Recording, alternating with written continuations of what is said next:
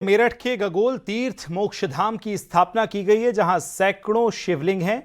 एक परिक्रमा करने को 21 परिक्रमा पूरी होने के बराबर यहां पर माना जाता है। क्या है मान्यता, रिपोर्ट आपको दिखाते हैं।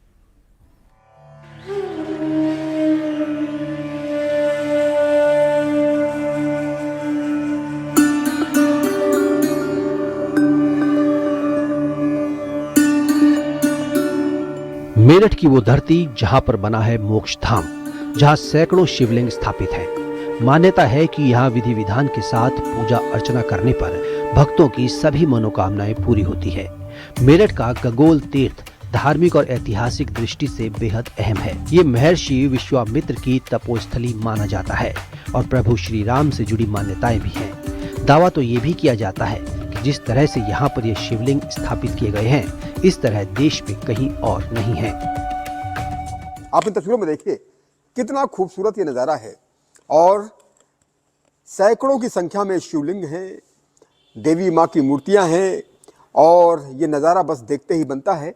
इसकी प्राण प्रतिष्ठा हो चुकी है।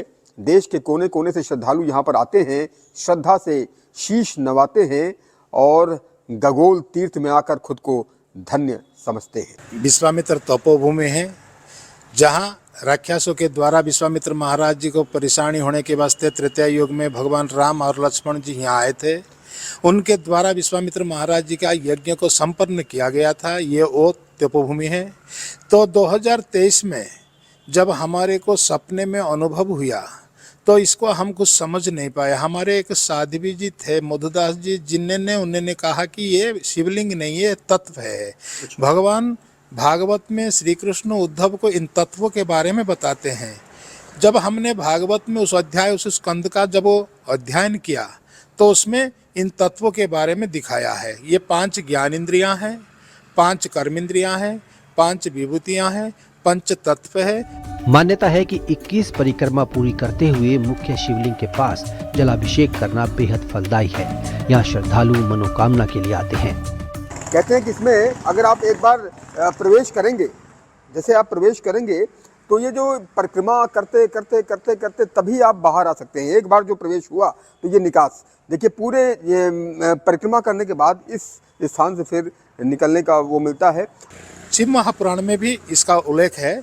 जो अमरनाथ गुफा में भगवान शिव माता पार्वती को जो अमर कथा सुनाए थे कि इन्हीं तत्वों के बारे में ही सुनाए थे। इसमें जो भी परिक्रमा करेगा, ये स्वस्तिक के ऊपर है। इस शिवलिंगन को स्थापना किया गया है स्वस्तिक के ऊपर। इसमें जो भी परिक्रमा करता है 84 लाख योनियों से मोक्ष को प्राप्ति हो जाता है। इसलिए इसके अंदर आप प्रवेश करेंगे, एक बार प्रवेश करते ही निकास द्वार की ओर 21 परिक्रमा ऑटोमेटिक हो जाता है। इसीलिए ये भारत में प्रथम बार बनाया गया है। पिंडदान से लेकर छठ पर श्रद्धालु पूजा अर्चना करने के लिए पहुंचते हैं। सावन के महीने में भी बड़ी संख्या में यहाँ श्रद्धालुओं का जमावड़ा रहता है। मेरठ से उमेश श्रीवास्तव के साथ bureau report, news 18 UP Uttarakhand.